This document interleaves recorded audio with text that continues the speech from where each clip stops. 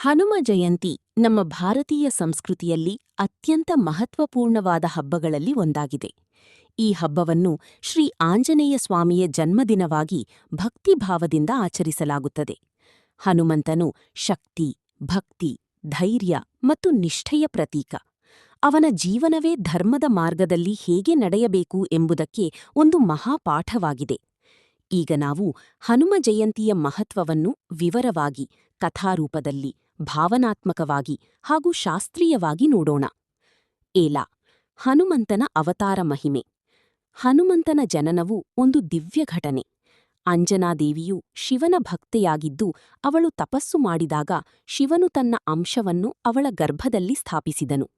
ಅದೇ ವೇಳೆ ವಾಯುದೇವನ ಅನುಗ್ರಹದಿಂದ ಆ ದಿವ್ಯಶಕ್ತಿ ಜೀವರೂಪವನ್ನು ಪಡೆದಿತು.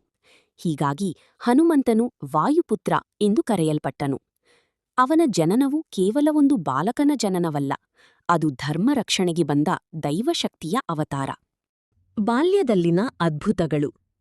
ಹನುಮಂತನ ಬಾಲ್ಯದಲ್ಲಿಯೇ ಅವನ ಶಕ್ತಿ ಸ್ಪಷ್ಟವಾಗಿ ಗೋಚರಿಸಿತು.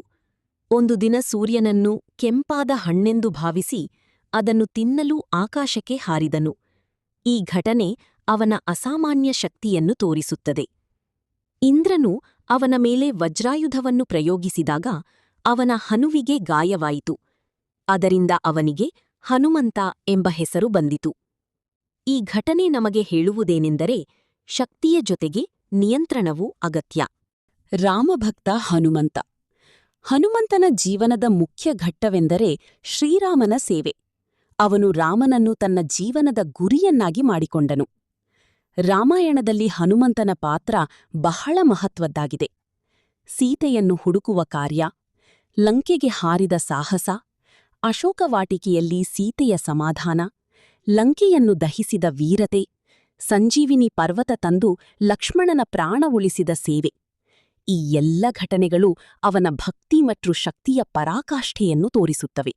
ಭಕ್ತಿ ಮತ್ತು ನಿಷ್ಠೆಯ ಪ್ರತೀಕ. ಹನುಮಂತನು ಕೇವಲ ಶಕ್ತಿಶಾಲಿಯಲ್ಲ, ಅವನು ಭಕ್ತಿಯ ಪರಮ ಉದಾಹರಣೆ. ಅವನು ತನ್ನ ಶಕ್ತಿಯನ್ನು ಎಂದಿಗೂ ಸ್ವಾರ್ಥಕ್ಕಾಗಿ ಬಳಸಲಿಲ್ಲ. ಅವನಿಗೆ ರಾಮನ ಸೇವೆಯೇ ಪರಮಧರ್ಮ. ಒಮ್ಮೆ ಶ್ರೀರಾಮನು ಹನುಮಂತನಿಗೆ ಕೇಳಿದನು, ನೀನು ನನ್ನನ್ನು ಹೇಗೆ ನೋಡುತ್ತೀಯಾ? ಹನುಮಂತನು ಉತ್ತರಿಸಿದನು, ದೇಹದ ದೃಷ್ಟಿಯಿಂದ ನಾನು ನಿನ್ನ ದಾಸನು, ಮನಸ್ಸಿನ ದೃಷ್ಟಿಯಿಂದ ನಾನು ನಿನ್ನ ಭಕ್ತನು, ಆತ್ಮದ ದೃಷ್ಟಿಯಿಂದ ನಾನು ನೀನೇ. ಈ ಉತ್ತರವೇ ಹನುಮಂತನ ಆತ್ಮಜ್ಞಾನವನ್ನು ತೋರಿಸುತ್ತದೆ. ಜಯಂತಿಯ ಆಚರಣೆ. ಹನುಮ ಜಯಂತಿಯನ್ನು ದೇಶದ ವಿವಿಧ ಭಾಗಗಳಲ್ಲಿ ವಿಭಿನ್ನ ದಿನಗಳಲ್ಲಿ ಆಚರಿಸಲಾಗುತ್ತದೆ. ಕರ್ನಾಟಕದಲ್ಲಿ ಸಾಮಾನ್ಯವಾಗಿ ಚೈತ್ರ ಮಾಸದಲ್ಲಿ ಈ ಹಬ್ಬವನ್ನು ಆಚರಿಸಲಾಗುತ್ತದೆ. ಆ ದಿನದ ಪ್ರಮುಖ ಆಚರಣೆಗಳು: ಹನುಮಂತನ ದೇವಸ್ಥಾನಗಳಿಗೆ ಭೇಟಿ, ಹನುಮ ಚಾಲೀಸಾ ಪಠನ, ರಾಮನಾಮ ಜಪ, ಉಪವಾಸ ಮತ್ತು ಪೂಜೆ, ಭಜನೆ ಮತ್ತು ಕೀರ್ತನೆ. ಭಕ್ತರು ಹನುಮಂತನಿಗೆ ಬೆಲ್ಲ, ಬೆಣ್ಣೆ ಮತ್ತು ವಡಮಾಲೆ ಸಮರ್ಪಿಸುತ್ತಾರೆ. ಹನುಮಂತನ ಗುಣಗಳು. ಜೀವನಕ್ಕೆ ಪಾಠ. ಹನುಮಂತನ ಜೀವನದಿಂದ ನಾವು ಹಲವಾರು ಪಾಠಗಳನ್ನು ಕಲಿಯಬಹುದು. 1. ಭಕ್ತಿ. ನಿಷ್ಠೆಯಿಂದ ದೇವರನ್ನು ಆರಾಧಿಸಿದರೆ ಜೀವನದಲ್ಲಿ ಶಾಂತಿ ಮತ್ತು ಯಶಸ್ಸು ಸಿಗುತ್ತದೆ. 2. ಧೈರ್ಯ. ಎಷ್ಟೇ ಕಷ್ಟ ಬಂದರೂ ಧೈರ್ಯದಿಂದ ಎದುರಿಸಬೇಕು. 3. ವಿನಯ. ಅಷ್ಟು ಶಕ್ತಿಶಾಲಿಯಾಗಿದ್ದರೂ ಹನುಮಂತನು ಸದಾ ವಿನಯಶೀಲನಾಗಿದ್ದನು. 4. ಸೇವಾಭಾವ. ಇತರರಿಗಾಗಿ ಬದುಕುವುದು ಜೀವನದ ಸಾರ್ಥಕತೆ. ಹನುಮ ಜಯಂತಿಯ ಆಧ್ಯಾತ್ಮಿಕ ಮಹತ್ವ. ಹನುಮಂತನು ಚಿರಂಜೀವಿ, ಇಂದಿಗೂ ಭೂಮಿಯ ಮೇಲೆ ಇದ್ದಾನೆ ಎಂಬ ನಂಬಿಕೆಯಿದೆ. ಅವನನ್ನು ಸ್ಮರಿಸಿದರೆ ಭಯ ದೂರವಾಗುತ್ತದೆ, ಮನಸ್ಸಿಗೆ ಶಾಂತಿ ಸಿಗುತ್ತದೆ, ದೈಹಿಕ ಮತ್ತು ಮಾನಸಿಕ ಶಕ್ತಿ ಹೆಚ್ಚುತ್ತದೆ. ಹನುಮ ಚಾಲೀಸಾ ಪಠಣದಿಂದ ಅನೇಕ ಸಮಸ್ಯೆಗಳು ಪರಿಹಾರವಾಗುತ್ತವೆ ಎಂದು ಭಕ್ತರು ನಂಬುತ್ತಾರೆ. ಸಂಜೀವಿನಿ ಪರ್ವತ ಕಥೆ, ಭಕ್ತಿ ಪರಾಕಾಷ್ಠೆ.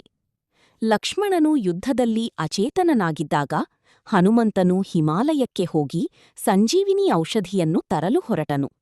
ಯಾವುದು ಔಷಧಿ ಎಂಬುದು ಗೊತ್ತಾಗದೆ ಸಂಪೂರ್ಣ ಪರ್ವತವನ್ನೇ ಎತ್ತಿಕೊಂಡು ಬಂದನು.